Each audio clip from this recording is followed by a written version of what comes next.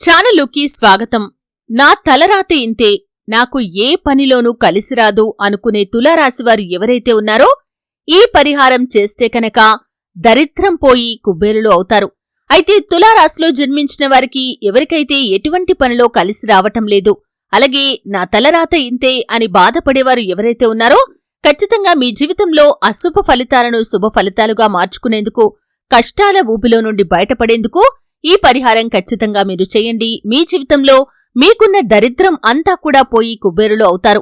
లక్ష్మీ కటాక్షం మీకు కలుగుతుంది. అలాగే డబ్బులను అధికంగా సంపాదించగలుగుతారు. ధనాన్ని ఎక్కువగా వృద్ధి చేసుకోగలుగుతారు. ఆస్తిపాస్తులను కూడా కొనుగోలు చేయగలుగుతారు.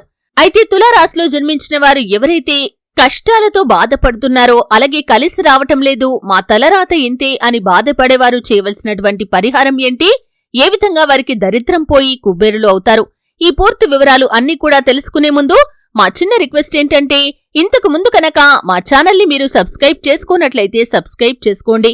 అలాగే పక్కనే ఉన్న గంట సింబల్ మీద ఆల్ అప్డేట్స్ ని క్లిక్ చేయండి. అప్పుడే మేము అప్లోడ్ చేసే ప్రతి వీడియోకి మీకు నోటిఫికేషన్ అనేది వస్తుంది. ఇక వివరాల్లోకి వెళ్తే కనుక చిత్తా నక్షత్రంలోని 3-4 పాదాలు, స్వాతి నక్షత్రంలోని 1-2-3-4 పాదాలు మరియు విశాఖ నక్షత్రంలోని 1-2-3 పాదాలలో జన్మించిన వారు తులారాశికి చెందుతారు. ఈ రాశికి అధిపతి శుక్రుడు. ఈ రాశి చక్రంలో 7వది. ఈ తులారాశి వారి యొక్క మనస్తత్వాన్ని కనుక పరిశీలించినట్లయితే పరోపకార గుణం వీరికి అధికంగా ఉంటుంది. ఎవరికైనా సరే ప్రతిఫలం ఆశించకుండా సహాయం చేస్తూ ఉంటారు. కానీ కొన్ని సందర్భాల్లో ఈ యొక్క మంచి గుణం వల్లనే వీరు అవమానాలను ఎదుర్కోవలసి వస్తుంది, అపనిందలు పడాల్సి వస్తుంది, ఆర్థికంగా నష్టపోవాల్సిన పరిస్థితి వస్తుంది. అలాగే కుటుంబ సభ్యులతో విభేదాలు కూడా వస్తూ ఉంటాయి. చాలా సందర్భాల్లో చిక్కుల్లో పడే అవకాశాలు కూడా ఉంటాయి. వ్యక్తిగత సామర్థ్యాన్ని ఎప్పటికప్పుడు అభివృద్ధి చేసుకునే అలవాటు కూడా ఉంటుంది. కానీ ఒక స్థాయికి వచ్చినా కానీ పాత పద్ధతులను మాత్రం మర్చిపోలేకపోతారు. అయితే వీరికి విదేశీయానం కూడా లాభదాయకంగా కనిపిస్తుంది. వీరిలో మనోచాంచల్యం ఎక్కువగా ఉంటుంది. ఇప్పుడు మాట్లాడిన మాట గంట తర్వాత మార్చేస్తూ ఉంటారు.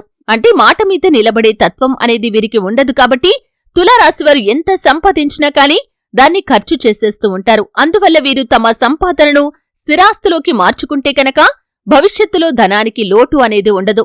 ఈ తులారాశివారికి అనుకోని ఖర్చులు కూడా వస్తూ ఉంటాయి. కాబట్టి డబ్బులు వృధా చేయకుండా స్థిరాస్తిగా మార్చుకుంటే మంచిది. దైవభక్తి కూడా వీరికి అధికంగా ఉంటుంది. ఉన్నత స్థానాలను అధిరోహించాలి అనుకునేవారు లక్ష్మీ పూజ చేయటం కూడా ఎంతో శ్రేష్టం. ప్రతి శుక్రవారం కుంకుమార్చన చేయించటం శుభకరం. అలాగే తులారాశివారు శనివారం రోజు ఆంజనేయస్వామి దేవాలయంలో నెయ్యితో దీపాన్ని వెలిగించాలి. ఇలా చేయటం వల్ల వ్యాపార అభివృద్ధి కోరుకునే వారికి వ్యాపారం కూడా అభివృద్ధి చెందుతుంది. అంతేకాకుండా ఈ రాశివారికి లలితా సహస్రనామం చదవటం అత్యున్నతమైన మంచి ఫలితాలను ఇచ్చి అన్ని విధాలుగా కాలం కలిసి వస్తుంది. అలాగే తులారాశివారు ప్రేమకు ఎంత ప్రాధాన్యతను ఇస్తారో స్నేహితులకు కూడా అంతే ప్రాధాన్యతను ఇస్తారు. స్నేహితులు కష్టాల్లో ఉన్నప్పుడు వారికి అవసరమైన సలహాలు ఇవ్వటం మాత్రమే కాకుండా ఆర్థిక సహాయాన్ని సైతం చేస్తూ ఉంటారు. అయితే ఈ తులారాశివారు కొత్త వ్యాపారాలు చేయటానికి ఎప్పుడూ కూడా ముందడుగు వేస్తూ ఉంటారు. కానీ పెద్దలను కలిసి ఒక నిర్ణయం తీసుకోవటం వల్ల మాత్రమే వీరికి లాభదాయకంగా ఉంటుంది. అలాగే వీరి యొక్క జీవిత గమనాన్ని బట్టే వీరి యొక్క స్వభావాన్ని కూడా అంచనా వేయవచ్చు. వీరు పరిస్థితులకు తగ్గట్టుగా చురుగ్గా వ్యవహరిస్తూ ఉంటారు. ఈ చురుకు స్వభావం వల్ల ఇతరుల దృష్టి వీరిపై పడుతుంది. పెద్దలతో అనుబంధాన్ని కూడా కొనసాగిస్తారు. విద్యా విషయాలపై ఆసక్తి ఎక్కువగా ఉంటుంది. ముఖ్యంగా వీరి లోపల ఉన్నటువంటి ప్రధాన బలహీనత చపలచిత్తమైన మనస్తత్వం. అదేవిధంగా సందిగ్ధంలో గడుపుతూ ఉంటారు. అతిరాజే స్వభావం, పోట్లాట స్వభావం కూడా వీరికి పెద్ద సమస్యలను సృష్టిస్తూ ఉంటాయి. అయితే కొన్ని సందర్భాల్లో మనిషి యొక్క జీవితంలో ఏ విధంగా వారికి ఉంటుందంటే, మా తలరాత ఇంతే, మాకు ఏ పనిలో కూడా కలిసి రాదు అని అనుకుంటూ ఉంటారు. ఆ విధంగా కొన్ని సందర్భాల్లో ఏ పని మొదలుపెట్టినా కానీ మధ్యలో ఆగిపోవటం, అలాగే వారి జీవితంలో ఎన్నో కష్టాలు ఒకేసారి వారిని చుట్టుముట్టడం, ఈ విధంగా కనుక మీ జీవితంలో జరుగుతున్నట్లయితే, అంటే ఏ పనిలో మీకు కలిసి రావటం లేదు, చాలా నిరాశలో ఉన్నారు, నా తలరాత ఇంతే అని మీరు ఎన్నో రోజులుగా బాధపడుతూ ఉన్నారు. అంటే అవమానాలు, నిందలు, అవహేళనలు, అలాగే కుటుంబంలో కలహాలు, ఆరోగ్య సమస్యలు, అలాగే వ్యాపార జీవితంలో నష్టాలు, అలాగే ఉద్యోగ జీవితంలో అనేక రకాల సమస్యలు, ఆర్థికంగా డబ్బు సమస్యలు, ఈ విధంగా మీరు కనుక కష్టాల ఊబిలో చిక్కుకొని బయటకు రాలేకపోతున్నారు. మా తలరాత ఇంతే అని ఏ పని మొదలుపెట్టినా కానీ కలిసి రాదు అని అనుకుంటున్నారో అటువంటి వారు కనుక ఈ పరిహారం చేసినట్లయితే మీకున్న దరిద్రం అంతా కూడా పోతుంది. అలాగే ఆ లక్ష్మీ కటాక్షం మీకు కలుగుతుంది. అపర కుబేరులవుతారు. దరిద్రం అంతా కూడా మిమ్మల్ని వదిలి బయటకు వెళ్లిపోతుంది. అయితే ఈ విధంగా తులారాశివారు చేయవలసినటువంటి పరిహారం విషయానికి వస్తే మాత్రం రుద్రాభిషేకం చేయటం వల్ల సకల శుభాలు కలుగుతాయి. మీరు చేయాల్సిన పరిహారం విషయానికి వచ్చినట్లయితే శుభతిథి ఉన్న గురువారం రోజు మాలతీ పువ్వులు, తెల్లని ఆవాలు, యష్టి మధుకం, తేనె, మారేడు, మర్రి ఉసిరిక ఫలాలు, వీటిలో మీకు లభించిన వాటిల్లో ఏవి లభిస్తే అవి తీసుకుని నీళ్లలో వేసి వాటిని కాచి ఆ నీటితో స్నానం చేయాలి. గురువారం రోజు పసుపు మరియు బంగారు రంగు దుస్తులను ధరించాలి. ఈ విధంగా ప్రతి గురువారం 9 గురువారాల పాటు మీరు ఈ విధంగా చేశారంటే ఖచ్చితంగా మీకున్న దరిద్రం అంతా కూడా పోతుంది. అలాగే మీరు ఏ పని మొదలుపెట్టినా కానీ సక్సెస్ ని చూస్తారు. దరిద్రం అంతా కూడా పోయి కుబేరులు అవుతారు. కాబట్టి ఖచ్చితంగా శుభతిథి ఉన్న గురువారం నుండి ప్రారంభించండి. 9 గురువారాల పాటు చేయండి. ఈ విధంగా చేస్తే కనుక ఖచ్చితంగా శుభ ఫలితాలు పొందుకుంటారు.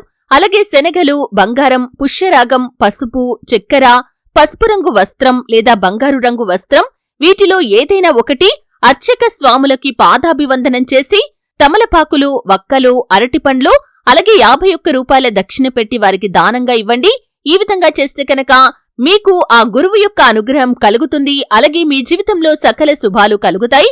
కాబట్టి ఖచ్చితంగా ఒక గురువారం మొదలుపెట్టి 9 గురువారాల పాటు ఈ విధంగా చేయండి.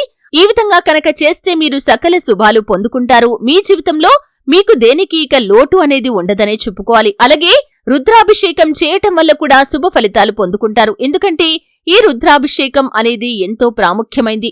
రుద్రాభిషేకం చేయించటం వల్ల శివ భగవానుడి యొక్క ఆశీర్వాదం మీకు మెండుగా లభిస్తుంది. శివుడి అవతారమైన రుద్రుడికి ప్రతి సంవత్సరంలో ఒకసారి శ్రావణ మాసం ఆర్ద్రా నక్షత్రం ఉన్న రోజు కాని, లేదా కార్తీక మాసం ఆర్ద్రా నక్షత్రం ఉన్న రోజు కాని, లేదా మాఘమాసం ఆర్ద్రా నక్షత్రం ఉన్న రోజు కాని, లేదా ఏ నెలలో అయినా సరే ఆర్ద్రా నక్షత్రం ఉన్న రోజు రుద్రాభిషేకం, మహాన్యాసపూర్వక రుద్రాభిషేకం లేదా రుద్ర పూజను నిత్య పూజలు జరిగే శివాలయంలో వేద పండితులైన అర్చక స్వాముల ద్వారా చేయించండి. ఈ విధంగా చేస్తే కనుక ఆ శివ భగవానుడి యొక్క ఆశీస్సులు కూడా మీకు మెండుగా లభిస్తాయి. మీ జీవితంలో ఇక ఎటువంటి ప్రతికూలతలు అనేవి ఉండకుండా మీ జీవితం సాఫీగా సాగిపోతుంది. ఈ విధంగా రుద్రాభిషేకం చేయటం వల్ల మీకున్న జాతక దోషాలు కూడా తొలగిపోతాయి. మీకున్న కోరికలు అన్నీ కూడా సాధించగలుగుతారు. అన్ని విధాలుగా మీకు శ్రేయస్సు అనేది కూడా లభిస్తుంది. అలాగే రుద్రాభిషేకం చేయటం ద్వారా అనేక గ్రహ దోషాలకు కూడా నివారణగా ఇది పనిచేస్తుంది. జాతకరీత్యా సంభవించే అనేక ఉపద్రవాలకు అత్యున్నత పరిహారంగా ఈ రుద్రాభిషేకాన్ని చెబుతూ ఉంటారు. కాబట్టి సంవత్సరానికి ఒక్కసారి తప్పకుండా రుద్రాభిషేకం, లేకపోతే మహాన్యాసపూర్వక రుద్రాభిషేకం లేదా రుద్రపూజను నిత్య పూజలు జరిగే శివాలయంలో వేద పండితులైన అర్చక స్వాముల ద్వారా చేయించండి. చక్కటి ఫలితం మీకు లభిస్తుంది. కాబట్టి గురువారం రోజు ఈ విధంగా గురుగ్రహం యొక్క అనుగ్రహం కోసం పరిహారం చేయాల్సి ఉంటుంది. అలాగే సంవత్సరంలో ఏదైనా ఒకరోజు కానీ ఈ విధంగా రుద్రాభిషేకం చేస్తే ఆ యొక్క శివ భగవానుడి అనుగ్రహం కూడా మీకు లభిస్తుంది. చూశారు కదండి, నా తలరాత ఇంతే, నాకు ఏ పనిలో కలిసిరాదు అనుకునే తులారాశివారు ఏ పరిహారం చేయటం వల్ల వారికి పట్టి పీడిస్తున్న దరిద్రం అంతా కూడా పోయి కుబేరులు అవుతారు. ఈ పూర్తి వివరాలు అన్నీ కూడా తెలుసుకున్నారు. వీడియో నచ్చితే ఖచ్చితంగా లైక్ చేయండి. మరిన్ని మంచి మంచి వీడియోల కోసం ఇప్పుడే మా ఛానల్ని సబ్స్క్రైబ్ చేసుకోండి.